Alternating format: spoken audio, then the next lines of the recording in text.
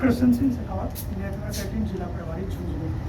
मैं धन्यवाद देता हूँ शेखावती संदेश की टीम को, जिन्होंने एक सार्थक संवाद कार्यक्रम है वो शुरू किया है झुंझुनू की प्रगति को लेकर। ये सबसे बड़ा उदाहरण है यहाँ के लोकल फॉर वोकल के लिए मेरा गांव सुल्ताना, जहाँ पर सुबह वो गांव हैंडीक्राफ्ट के जो आमड़ हैं उनकी आवाज़ से उठता था और उन्हीं की आवाज़ के साथ सोता था।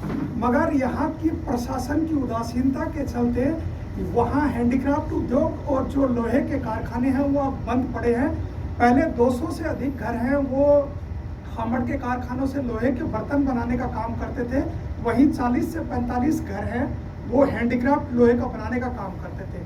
मगर यहाँ जिला उद्योग केंद्र से उनको कोई मदद नहीं मिली। लगातार वे लोग अपना उत्पाद है वो दिल्ली में आयोजित होने वाले नेशनल फेयर के लिए मांग करते रहे।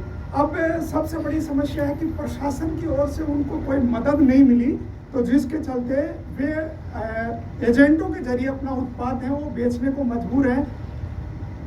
सुल्ताना कस्बे में बनाए गए हैंडीक्राफ्ट आइटम हैं वो फ्रांस, जर्मनी, इंग्लैंड, अमेरिका, रसिया, बड़े बड़े देशों में जाते हैं।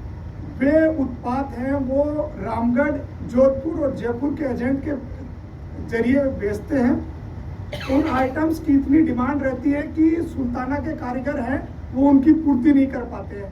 फिर भी यहाँ वो लगातार इस आइटम्स के लिए प्रशासन से गुहार लगाते हैं कि दिल्ली में जो फेयर आयोजित होता है वो फेयर में हमें सीधी एंट्री मिले, मगर अभी तक जिला प्रशासन की ओर से ऐसा कोई इंतजाम नहीं किया गया है ताकि उनको वहाँ उस फेयर में सीधी एंट्री मिले।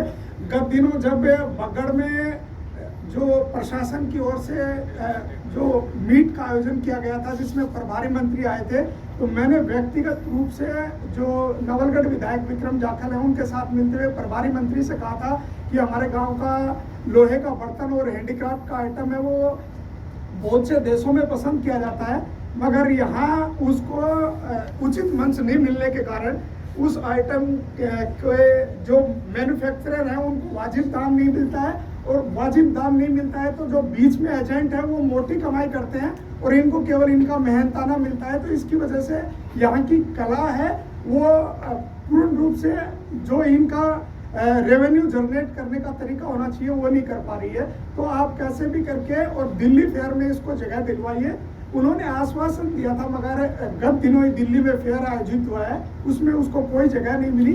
तो अगर इस तरह के प्रयास किए जाएं कि जो गांव जिस कला और जिस काम के लिए विख्यात है उनके कारीगरों को उचित प्लेटफॉर्म मिले ताकि वे अपने उत्पाद हैं वो अधिक आमदनी के साथ बेच सकें, तो यहाँ रेवेन्यू में जनरेट होगा और जो लोग प्लान कर रहे हैं रोजगार के लिए उनको रोजगार के अवसर भी मिलेंगे और यहाँ आय का जरिया है वो भी बढ़ेगा।